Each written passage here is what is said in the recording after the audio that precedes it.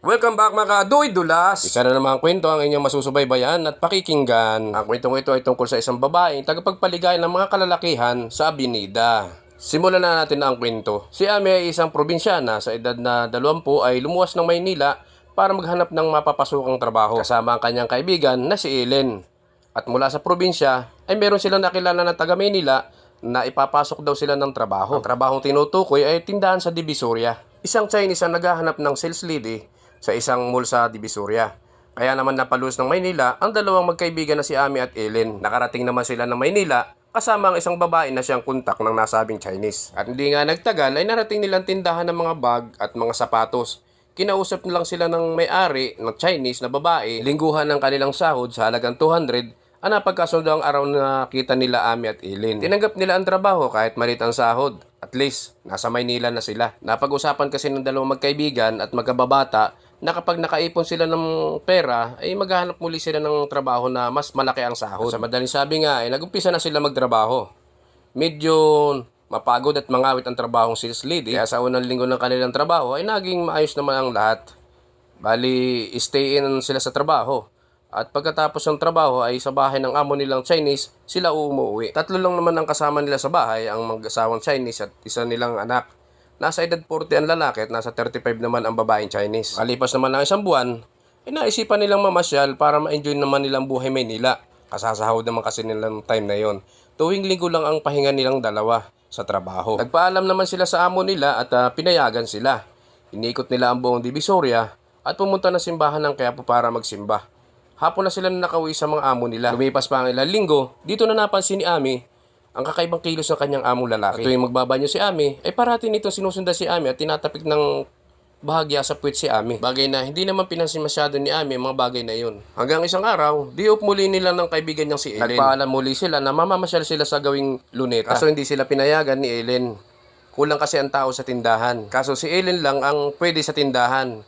May iwang mag-isa si Ami sa bahay. At imbis na pumunta ng luneta, ay naglaban na lang tong si Ami ng mga damit niyang hindi nalabahan nung nakarang araw. At ang siya lamang naiwan sa bahay ng kanyang mga amo. Nakatapos lang ng kanyang mga labahin, ay may nagdoorbell sa kanilang pintuan. Ang amo pala niyang lalaki.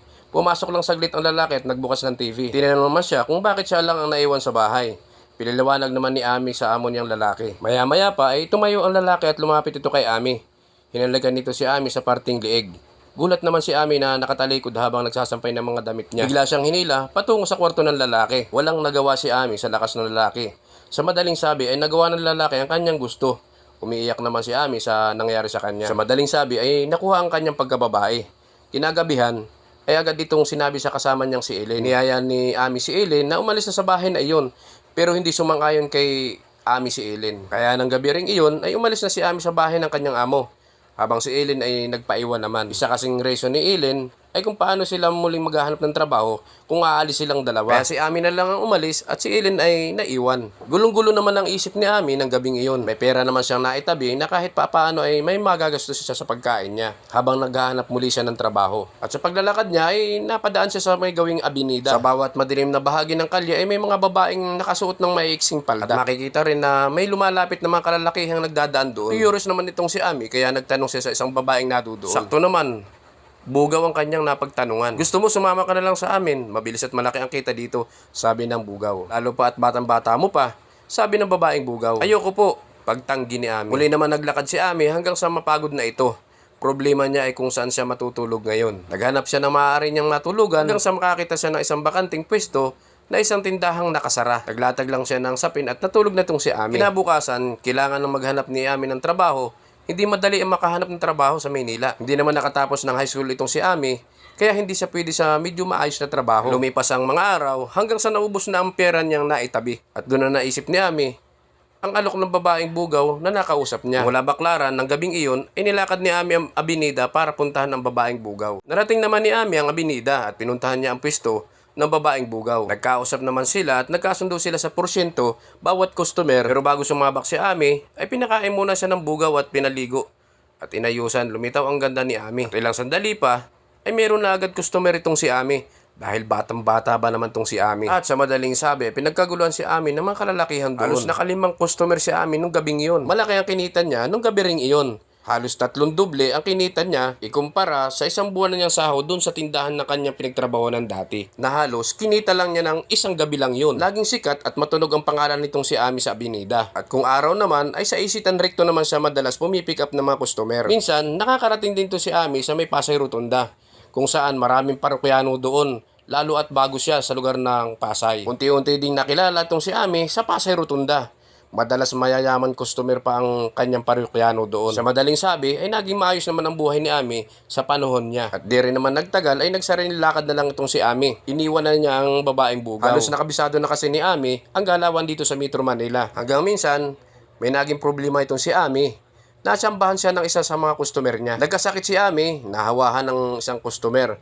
Labis ang pangamba naman itong si Ami, nagpa-check up agad siya sa isang doktor. Kaya nagpahinga muna siya sa kanyang trabaho bilang pick-up girl. Nagpagaling muna itong si Ami at lumipas ang ilang linggo ay naging maayos naman na ang lahat. At nagpatuloy muli si Ami sa ganong hanap buhay hanggang sa lumipas ang maraming taon. Hindi napansin ni Ami ang paglipas ng panahon. 35 na edad niya ngayon. Sa mga nakalipas niyang buhay, bagamat may mga lalaki din na halos gawin na siyang asawa, ay pagkatapos nun ay iniiwan din tong si Ami. Naranasan din naman ni Ami ang magkaroon ng love life. Ang kaso nga lang ay iniiwan din siya ng kanyang mga lalaking nagiging boyfriend. Hanggang isang gabi, may isang matandang lalaki ang kanyang naging customer.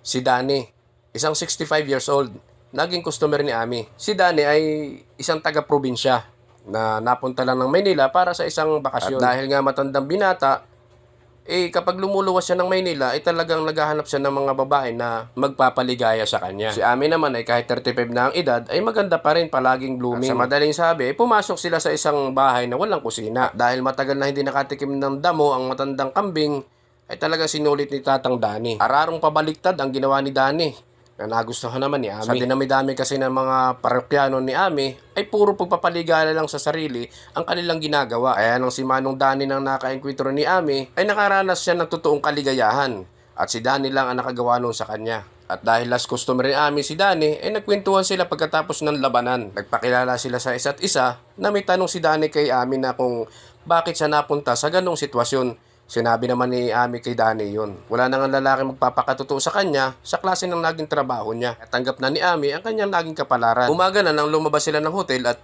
umuwi na si Danny. Ganon din naman si Ami. At habang papauwi naman to si Ami ay naalala niya yung ginawa sa kanya ni Danny. Bihira ang lalaking may talento pagdating sa kama, sabi ni Ami. At kahit may edad na si Danny ay tukod bintaan na pa rin ang kargada. Nagpahinga naman si Ami nung buong maghapong yun. Hanggang sa sumapit ng gabi ay tinamad na rin siyang magtrabaho. Parang hinahanap ni Ami si Danny. Hindi niya talaga makalimutan. At do'y dulas. Kinabukasan ay muli na namang tumambay si Ami sa Pasay, kung saan doon sila nagkita ni Danny. Laki namang gulat ni Ami na makita si Danny. Kahapon pa kita hinihintay dito, sabi ni Danny. Akala ko lumipat ka na ng pwesto, sabi ni Danny. Nagpahinga lang ako, sabi ni Ami. Pwede ka na ba uli ngayon, sabi ni Danny. Pwede, sabi ni Ami. At muli na naman silang pumunta sa bahay na walang kusina. At katulad nung una, muling inararong pabaliktad ni Danny si Ami. At do'y dulas. At muli na naman nadaman ni Ami ang rurok ng ligayang iyon. At makailang ulit nilang ginawa ang mga bagay na iyon. Hanggang sa napagod na itong si Danny. Uwi na ako ng probinsya bukas, sabi ni Manong Danny. May mga naiwan akong anihin sa aking bukirin at mga kupra na ibibinta, sabi ni Manong Danny. Sasama ka ba sa akin, sabi ni Danny kay Ami. Hindi naman masagot ni Ami ang tanong na iyon. Inisip na nababalik muli siya sa probinsya ay ang hirap ng buhay doon. Ikumpara sa buhay niya ngayon na nakakaluwag siya. Pero kung ayaw mo, okay lang, sabi ni Danny. Hanggang sa inumaga na uli silang dalawa sa hotel. Inabutan ni Danny si Ami ng pera na sobra sa inaakalang pinag-usapan nila na bayad sa serbisyo. Binigyan si Ami ng 5,000 ni Danny. Matanda na ako. Wala na akong pamilya, kaya sayang lang ang pera kong naipon kung hindi ko pasasayahin ang natitira kong buhay, sabi ni Danny. Muli nagpaalam si Danny kay Ami at sumakay na ng sasakyan. Habang si Ami naman ay umuwi na rin, na parang hinahatak siya ng kung ano, na para bang gusto niyang sumama kay Manong Danny. Pero nagdalawang isip din tong si Ami. Baka kasi katulad din siya ng mga lalaki na nagdaan sa kanyang buhay. Madalas iniiwan siya dahil hindi tanggap ang laging trabaho niya. Lumipas naman ang mga araw, nagpatuloy pa rin si Ami sa gawain niya. Pero hindi tulad ng kay Manong Danny. Sulit ang ligaya. Pawang mga customer lang din niya ang lumiligaya. At pagkatapos noon ay uwian na. Nagkaroon ng feeling si Ami sa madaling sabi kay Manong Danny. Kahit pa ito ay may edad na. Kung sa kama rin lang naman ay sulit talaga. Makalipas ang ilang linggo ay muli naman bumalik si Danny sa Maynila. At gaya ng dati, naghahanap muli siya ng magpapaligaya sa kanya.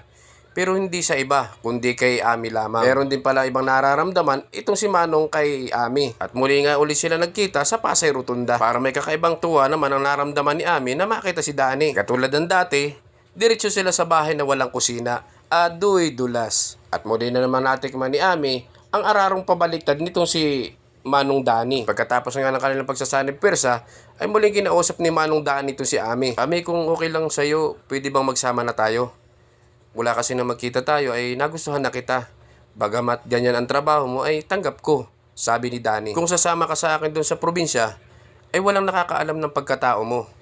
At mataas ang respeto ko sa iyo, sabi ni Manong Danny kay Ami. Hindi naman makapaniwala si Ami na ganun kaseryoso itong si Danny. Sa madaling sabi, pumayag si Ami na sumama kay Danny sa probinsya. Maedad na rin si Ami na hindi na ganun kabinta ang kanyang katawan. Pagod na rin si Ami sa ganung hanap buhay. Lumabas na nga ang dalawa sa hotel at sumama na si Ami kay Manong Danny sa probinsya. Sa probinsya kasi, isa si Danny sa may malaking lupain, ang iba ay pundar niya at ang iba naman ay parte na minanan niya sa kanyang mga magulang. Wala namang makikita pagsisisihan itong si Ami kay Danny. Bukod sa may kaya na rin sa buhay, ay talagang napakabait itong si Danny. Ang tanging nais lang ni Danny ay may makasama siya. Dahil minahal ni Danny si Ami, ay kinalimutan nito ang nakaraan sa buhay ni Ami. At kung nagustuhan niyo po ang kwentong ito at gusto niyo ng karugtong at gusto niyo pa ng mga klase ng mga ganitong kwento, paki-like, comment, and share na lang po. At maraming salamat sa inyong pagsubaybay.